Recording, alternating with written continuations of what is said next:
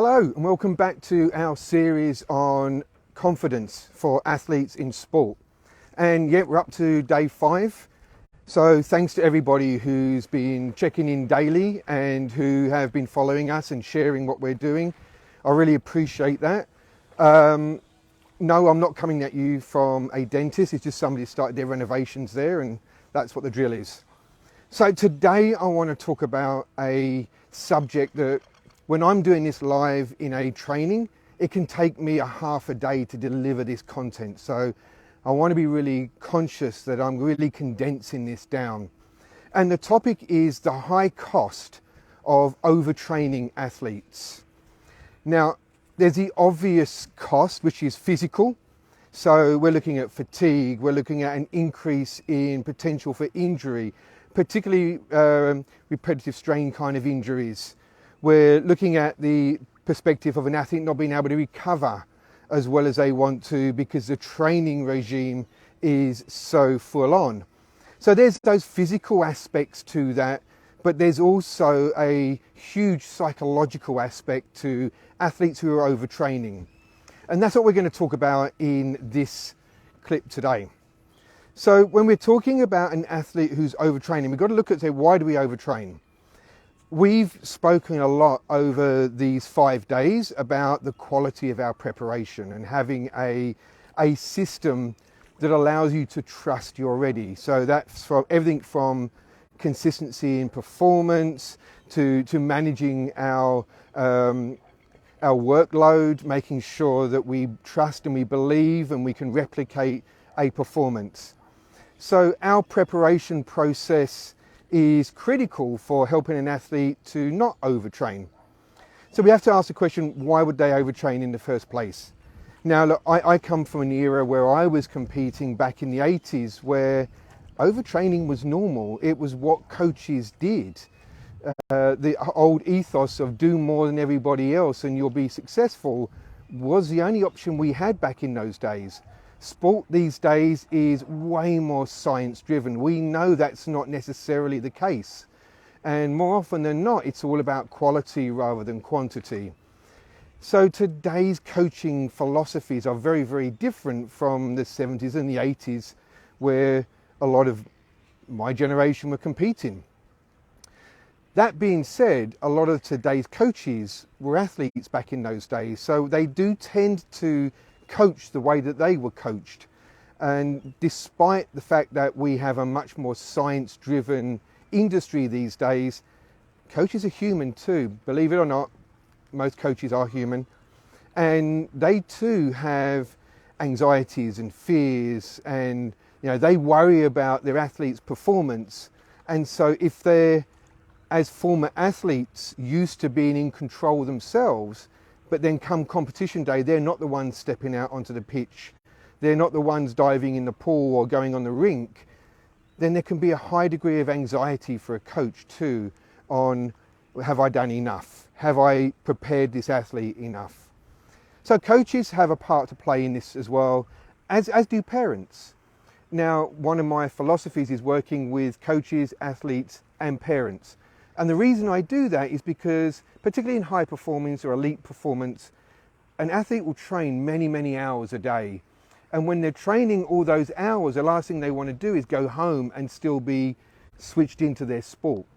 And us as parents, often parents are never taught or trained in how to have an elite athlete as a son or a daughter. So they also come with some anxieties and some fears for not letting their son and daughter be upset or injured or disappointed. So there's a lot of contributing factors to how an athlete can sometimes feel that they need to do more. And that's coach driven, that's parent driven, but it's also athlete driven.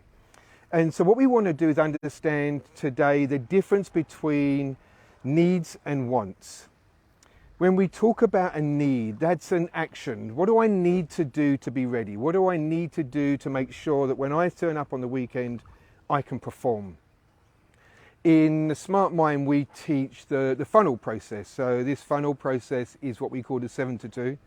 And the whole philosophy behind that is when you get to the day before a competition, most athletes will say, do I feel ready? Do I feel good enough? Do I feel like I've done enough? And more often than not, the answer is going to be no, because you won't feel like you've done enough.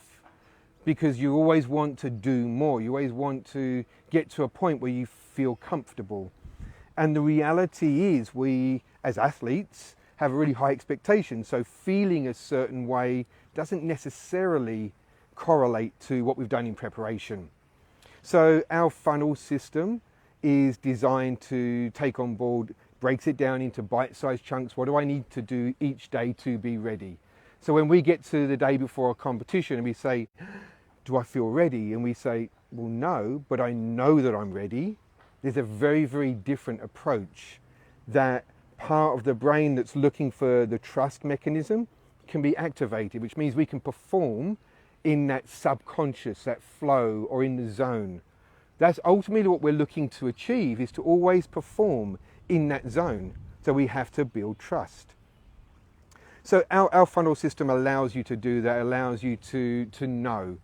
It doesn't necessarily shift how you feel, but it does shift what you can trust. So that's needs. What do I need to do? How do I know that I'm going to be ready? What are the characteristics of my preparation that need to happen? The other side of that is wants. Now, a want is an emotion. And if the emotion is unreliable because it's designed to protect us, then it's a really poor thing to rely on come competition. Do I feel comfortable? Well, the reality is your brain's going to turn and say, no, I don't feel comfortable. This is really important to me. I could always have done more. I could have always done better. And it's true, you can. So relying on a feeling is very, very difficult. It's very difficult because it is nondescript. If I said to you, can you remember how you felt when you got out of bed this morning? And if you could go, yeah, I remember how I felt when I got out of bed this morning. It felt like this. And I said to you, okay, if you can remember how you felt when you got out of bed this morning, what if I said to you, you can never ever get out of bed again until you felt exactly the same way? The reality is you would never get out of bed because there's so many contributing factors to how you felt when you got up this morning, what time you went to bed last night. You know, it's summer here in Australia and we've had a lot of rain, so it's really humid. So sleeping is difficult. So therefore you might feel different if you've had a hot night's sleep rather than a cool night's sleep. Can depend on what you did in training last night. Was it a hard session? Was it a skill session? Was it a conditioning session? So you'd feel different this morning. Or it might be what you had for dinner before you went to bed and how late you had that. So looking for how do I feel to be a gauge of can I get out of bed in the same way again, as you can see, is a really poor gauge. So if you're trying to gauge the quality of your performance, the quality of your preparation by how do you feel, you can see the same correlation. The reality is you're probably not going to feel that same way ever again. So when we talk about overtraining, often it's fear-based.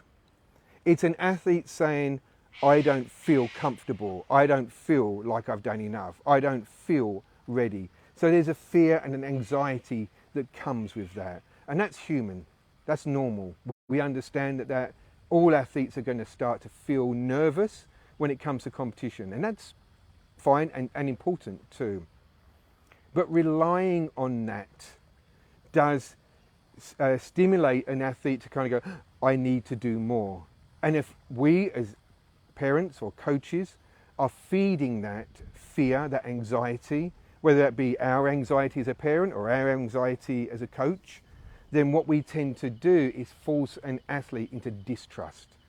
So it can also harm the relationship between a coach and an athlete and a parent and an athlete. Because as an athlete, if you think, my coach doesn't trust me, they want me to keep doing more and more and more, I'm not ready, then you lose that sense of trust in the preparation that the coach has put you through. And vice versa. If you're a coach and you're thinking, oh, the athlete's not going out there and performing, they want to keep doing more and more and more, they're not trusting our preparation process. So overtraining an athlete, of course, has physical consequences, injury, rehab, but it has a much higher emotional consequence too, which creates an athlete who has a high degree of anxiety and distrust. So how do we fix that? Structured process. Making sure that when you go into your preparation for your competition, the first thing you say is, right, how do I want to perform? What's my objective for this competition? Then what do I need to do to be ready for that? And that's a critical part of our language. What do I need to do? If you're not asking those questions, if you're asking still, what is it I want to do? How do I want to feel? How do I want to perform? Then all you're going to ever do is evoke emotion. As I said, this is a half-day training that I've condensed down into 10 minutes. So I really do want to be aware and stipulate the fact that there's not going to cover absolutely everything in these 10 minutes. But I do want to make you think slightly differently. I do want to make you look at your preparation and go, am I trusting that? How do I know? How do I know I can trust that? If you can't turn around and say, I know because of X, then you're probably relying on emotion, which means you're more likely to overtrain. I got a lot of questions yesterday regarding our conversation on fear. I'm going to address those at another date because there were so many of them. I might save up to the end and do a whole Q&A. I also got a couple of questions about our live training on February 19th. We're doing a live Zoom training on confidence. And I got asked a couple of questions I think would be relevant if I answered those publicly with everybody. The first one was like, who's it for? So I think the key thing today is you can see it's important for the athlete, it's important for the coach, and it's important for the parent. Everybody needs to know what their role is and how they help prepare an athlete to perform the best way they possibly can. The second question I got is, will it be recorded and be released? Well, yes, it will be recorded, but we have no plans on publicly releasing it. It will only go to the people who attend.